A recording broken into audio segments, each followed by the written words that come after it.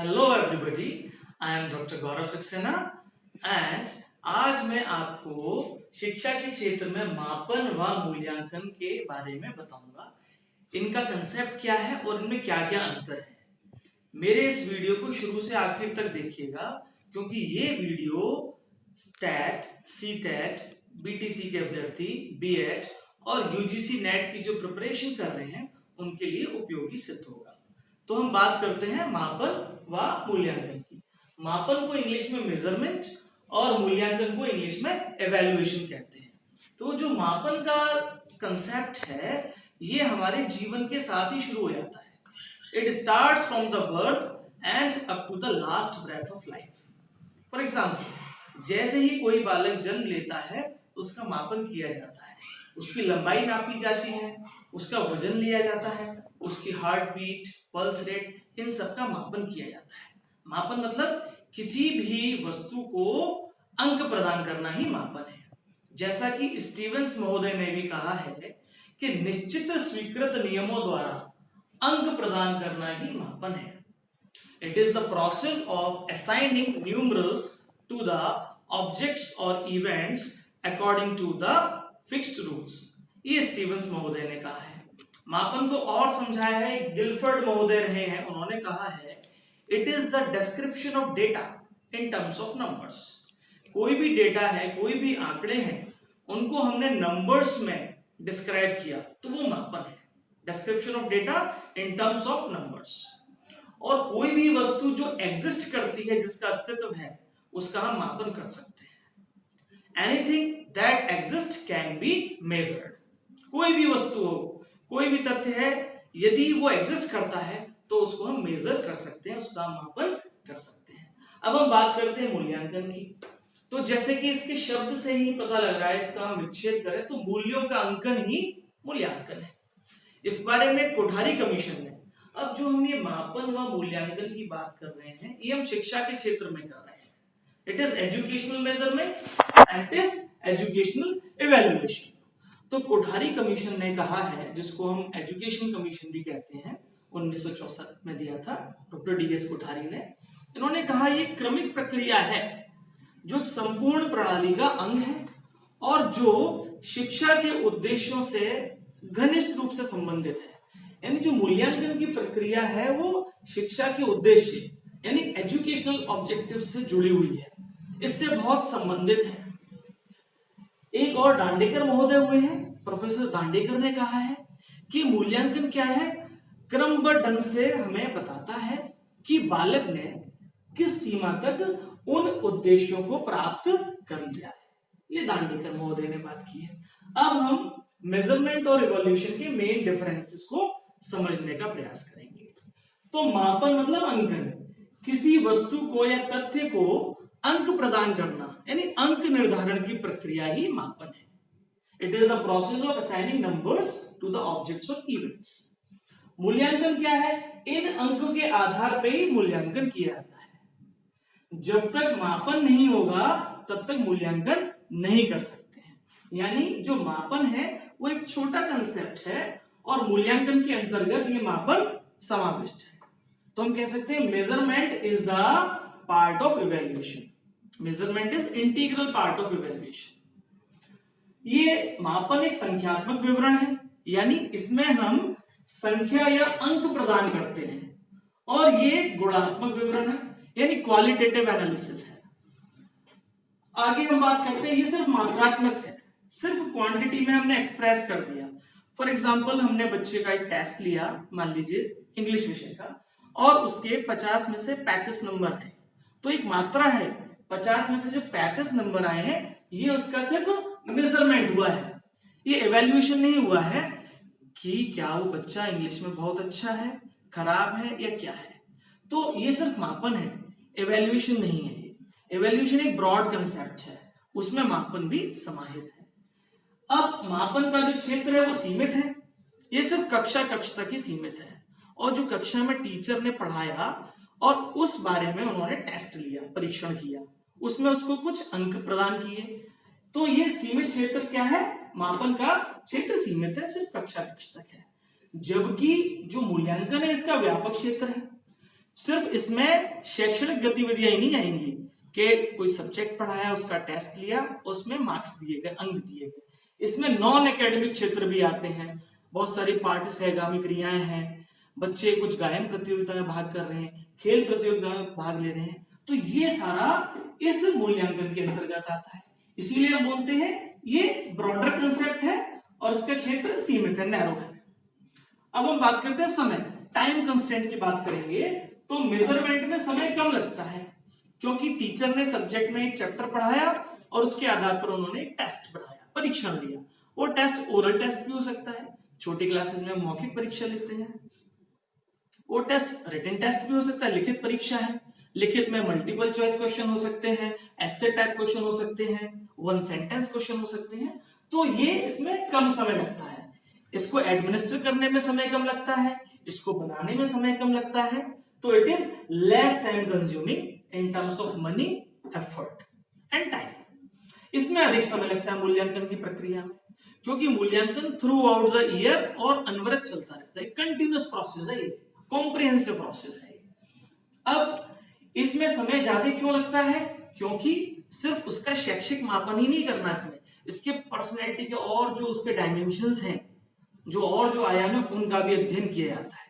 उनके आधार पर उसका हम मूल्यांकन करते हैं, हम ग्रेडिंग करते हैं स्टूडेंट की उन आधारों पे। तो इसलिए ये it is more time consuming process, इसमें अधिक मेहनत भी लगती है, इसमें ज्यादा समय का भी खर्चा होता है, इसमें ज्यादा धन भी खर्च होता है। अगली बात हम डिस्कस करेंगे संकीर्ण माप है, और ये विस्तृत या सर्वांगीण माप है। अब संकीर्ण माप क्यों बोलते हैं मेजरमेंट को? क्योंकि इसमें सिर्फ व्यक्ति के संज्ञानात्मक पक्ष की ही स्थिति का अवलोकन किया जाता है, उसका जो कॉग्निटिव पक्ष है वो कितना जानता है, सिर्फ उसका ही मेजरमेंट होता है, उसका ही मापन होता है। यानी कि हमने बच्चे को कुछ पढ़ाया, उसने उसको कितना याद किया है, कितने मार्क्स आए हैं, वो सिर्फ कॉग्निटिव पक्ष का ही अध्ययन हम कर सकते हैं। मगर ये सर्वांगीण है, ये ऑलराउंड डेवलपमेंट ऑफ पर्सनैलिटी देखता है। तो इसमें ना सिर्फ संज्ञानात्मक पक्ष आता है, बल्कि इसमें भावात्मक पक्ष भी आता है, इसमें क्रियात्मक पक्ष भी आता है। यानी जो ब्लूम्स टैक्सोनॉमी आपने पढ़ी है, उसमें 3 डोमेन बताए हैं, 3 एरियाज हैं। कॉग्निटिव डोमेन है जिसको संज्ञानात्मक पक्ष बोलते हैं, अफेक्टिव डोमेन है, और एक आपका साइकोमोटर डोमेन है। अफेक्टिव डोमेन यानी भावात्मक पक्ष, साइकोमोटर डोमेन यानी कि मनोशारीरिक या क्रियात्मक पक्ष। तो इसमें हम ऐसी गतिविधियां लेते हैं जिससे सिर्फ ज्ञान का ही पता नहीं लगता है, उसकी भावनाओं का, उसकी एटीट्यूड्स का, उसकी अभिवृत्ति क्या है, वो सब उसकी जानकारी मिलती है। तो इसीलिए जो मूल्यांकन है ये सर्वांगीण माप है, ये कॉम्प्रिहेंसिव और कंप्लीट मेजरमेंट है। अब हम बात करते हैं पाठ्य वस्तु केंद्रित है। जो मेजरमेंट है वो करिकुलम बेस्ड है, ये करिकुलम सेंटर्ड है। पाठ्य वस्तु करिकुलम या सिलेबस सेंटर्ड है, यानी जो विषय है उसका जो करिकुलम है, उसका पाठ्यक्रम है, उसको पढ़ाया और उसके आधार पर परीक्षा ली गई और उसको अंक प्रदान किए गए। ये सिर्फ मापन में होता है, ये पाठ्य वस्तु केंद्रित है और ये उद्देश्य केंद्रित है। हर विषय के कुछ ना कुछ निश्चित उद्देश्य होते हैं। तो मापन मैंने शुरू में ही बताया मूल्यांकन, कि मूल्यांकन क्या ऑब्जेक्टिव सेंटर्ड होता है, हर विषय के अलग अलग उद्देश्य होते हैं। जैसे हम विज्ञान की बात करें तो विज्ञान का मुख्य उद्देश्य है कि स्टूडेंट्स में साइंटिफिक एटीट्यूड, वैज्ञानिक अभिवृत्ति का विकास करना। यानी हम विज्ञान को जो पढ़ाएंगे तो बच्चे में तार्किक क्षमता का विकास हो, उसमें वैज्ञानिक अभिवृत्ति का विकास हो, वो स्वयं करके करना सीखे, वो किसी भी अंधविश्वास पर यकीन ना करे और स्वयं करने के लिए एज ए डिस्कवरर वो काम करे। तो ये उद्देश्य केंद्रित प्रक्रिया है और उद्देश्य को प्राप्त करने के लिए एक लंबी प्रोसेस अपनानी होती है। इसीलिए मूल्यांकन हम बोलते हैं लाइफ लॉन्ग, कंटिन्यूअस और फ्लेक्सिबल प्रोसेस है। अभी हम बात करते हैं समय, इसका निश्चित है। जो मापन है यानी मेजरमेंट है, इसका समय निश्चित होता है। जैसे आप जानते हैं बच्चा किसी कक्षा में पढ़ता है तो उसमें उसको सिलेबस या करिकुलम करवाया जाता है, उसके बाद उसके टेस्ट होते हैं, परीक्षाएं, फर्स्ट टेस्ट है, प्रथम परीक्षा है, सेकेंड टर्म है, हाफ ईयरली है, तो उसका समय निश्चित होता है। मगर मूल्यांकन में ऐसा कुछ नहीं है, ये सतत प्रक्रिया है, लगातार अनवरत पूरे वर्ष चलती रहती है और उसके आधार पर हम मूल्यांकन करते हैं छात्र का कि उसने उद्देश्य को कितना प्राप्त किया है। अंकन संभव है, मापन में हम अंक ही तो प्रदान करते हैं, मार्क्स या अंक प्रदान करने की प्रक्रिया है, जबकि इसमें अंकन संभव नहीं है। उन अंक के आधार पर ही ग्रेड्स प्रदान किए जाते हैं। अब मापन में भविष्यवाणी संभव नहीं है। हम किसी छात्र के बारे में मेजरमेंट करके ये नहीं बता सकते कि वो उस विषय में अच्छा काम करेगा या नहीं। जैसे मैंने एक टेस्ट लिया और उसमें 4 बच्चों के मार्क्स आए 50 में से 30, 35, 15 और 45। तो हम ये नहीं कह सकते कि 15 मार्क्स जिस बच्चे के आए हैं वो उस विषय में बहुत कमजोर है और 45 मार्क्स जिसके आए हैं वो बहुत होशियार है, क्योंकि इसके कई कारण हो सकते हैं।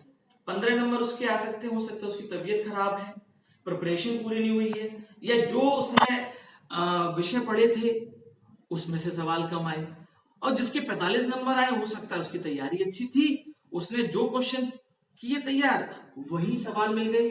तो इसलिए हम मेजरमेंट से कोई भी भविष्यवाणी नहीं कर सकते, प्रेडिक्शन पॉसिबल नहीं है, फ्यूचर का कुछ भी प्रेडिक्शन नहीं कर सकते हैं। जबकि मूल्यांकन के आधार पर हम उस छात्र के बारे में भविष्यवाणी कर सकते हैं कि अमुक छात्र अमुक क्षेत्र में अच्छा काम करेगा। हम बात करते हैं यानी कि भविष्यवाणी संभव है और इसमें हम प्रेडिक्शन कर सकते हैं उसके भविष्य की सक्सेस का, कि वो किस क्षेत्र में बहुत अच्छा काम करेगा या करेगी। तो मापन में डायग्नोस्टिक और रेमेडियल टीचिंग पॉसिबल नहीं होती है, निदानात्मक शिक्षण नहीं किया जा सकता मापन के आधार पर, मगर मूल्यांकन में हम निदान भी करते हैं, जो बच्चे की समस्या है उनका निदान किया जाता है, तो रेमेडियल टीचिंग पॉसिबल होती है मूल्यांकन में। मापन में सिर्फ साक्ष्यों को एकत्रित करते हैं, जो भी डेटा उसको इकट्ठा किया, मूल्यांकन में उन साक्ष्यों के आधार पर हम निष्कर्ष निकालते हैं, कंक्लूजन देते हैं, डिसीजन देते हैं। तो ये डिसीजन मेकिंग प्रोसेस है एवेल्युएशन। फिर सहयोगात्मक प्रक्रिया नहीं है मापन, क्योंकि यहां हम देखते हैं कई बार छात्र में और शिक्षक में भी सहयोग नहीं होता है ज्यादा, जिसकी वजह से मेजरमेंट से बहुत अच्छे रिजल्ट नहीं मिलते हैं। मगर ये एक सहयोगात्मक प्रक्रिया है मूल्यांकन, ये छात्र, उनके शिक्षक, प्रिंसिपल और अभिभावक, इन चारों के बीच में एक कोऑपरेटिव प्रोसेस है, सहयोगात्मक प्रक्रिया है, क्योंकि ये सब जुड़कर ही शिक्षा के उद्देश्यों को प्राप्त करने में लगे रहते हैं। अब हम विधियों की बात करें तो मापन में मुख्य विधि टेस्ट है, परीक्षण है। ये टेस्ट ओरल टेस्ट हो सकते हैं, मल्टीपल चॉइस क्वेश्चन टेस्ट हो सकते हैं, ऐसे टेस्ट हो सकते हैं, शॉर्ट टेस्ट हो सकते हैं। विधियों की हम बात करें तो मूल्यांकन में कई सारी तरह की परीक्षाएं होती हैं, टेस्ट तो होते ही हैं, टेस्ट एसेंशियल पार्ट है इवैल्यूएशन का भी, मगर विभिन्न प्रकार के टेस्ट, इसमें पर्सनैलिटी टेस्ट भी आते हैं, आपके एटीट्यूड टेस्ट भी होते हैं, कुछ रेटिंग स्केल है, सोशियोग्राम है, ये सारे निरीक्षण, साक्षात्कार, ये सारी चीजें ही, सारी विधियां मूल्यांकन का हिस्सा है।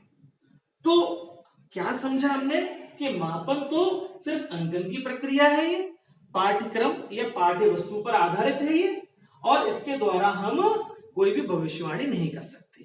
और जो मूल्यांकन एक वृहद प्रक्रिया है, जो अंक यहां मिलते हैं उनका मूल्य निर्धारण करने की प्रक्रिया ही मूल्यांकन है, और ये उद्देश्य केंद्रित होती है। इसका क्षेत्र बहुत बड़ा है, तीनों पक्षों पर ही ध्यान दिया जाता है, चाहे वो संज्ञानात्मक पक्ष हो, चाहे क्रियात्मक पक्ष हो या भावात्मक पक्ष हो, और ये निरंतर और सतत प्रक्रिया है।